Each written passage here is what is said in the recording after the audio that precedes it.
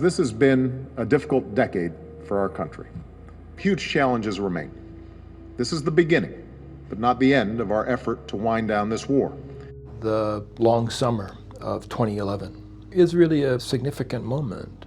10th anniversary of 9/11, coming on 10 years in Afghanistan, approaching what may be an end to U.S. military involvement in Iraq, and the beginning of a drawdown in Afghanistan. What it all cost. After 10 years of war, it really is imperative that we understand how much the American people and the people of Iraq, Afghanistan, and Pakistan have been paying for these wars, and the cost is staggering. Their present costs, their future costs, their human costs and their financial costs, their social costs. We have borrowed virtually all of the money that has been used to pay for the Iraq and Afghanistan conflicts. And that has been very expensive, adding at least $1.5 trillion to our national debt. Millions of people have been displaced, and many more have suffered and died because of lack of access to clean drinking water, because they're malnourished, because they can't get to healthcare facilities. There's a major war going on in Pakistan. There have been tens of thousands of people killed and several million refugees created.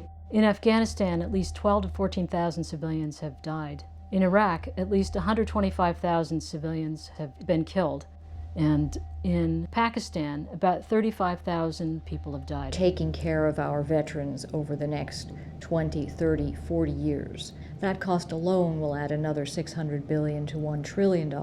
Many of the costs of the war are undercounted, they're uncounted, in some cases even suppressed. And it makes it imperative that we try and put this together to get a full sense of what the war has cost us.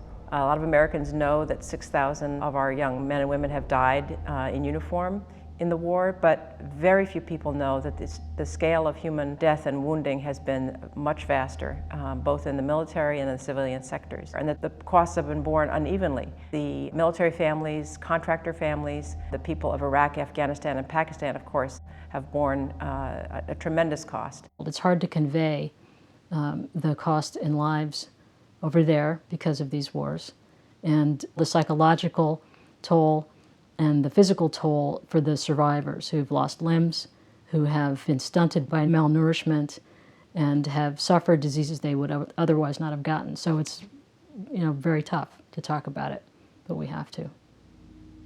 When the battles have been fought, what kinds of destruction is left behind? What refugee flows? What destruction of housing? What kinds of new family structures get set up when women are widowed? And what kinds of challenges, poverty, often ensue for families. And to take responsibility for that, to say this is what that choice to go to war resulted in. It resulted in these costs. So the overall cost of taking 2 million young people and bringing them into the line of fire in conflicts which have had really no front lines, so they've had a very, very large number of injuries relative to fatalities. The cost of this is borne by many, many different groups in our society. Wars, in a sense, are never over when they're over. They go on for decades, and some of the peak costs for this war will be incurred 40 years from now as veterans age into some of the most difficult years for dealing with their disability and injuries from the war.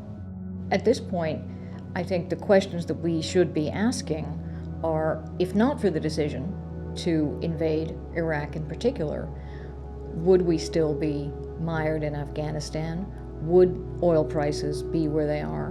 Would the national debt be as high as it is? Would the financial crisis have been as severe as it was?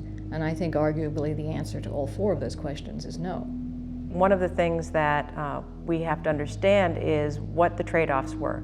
What kinds of job creation, what kinds of improvements in our infrastructure, and what kind of greening of the American economy could have occurred with all of the funds and all of the human labor that have instead gone into waging the wars in Iraq and Afghanistan and Pakistan. There is an immense and urgent requirement to learn from the experience of the past decade.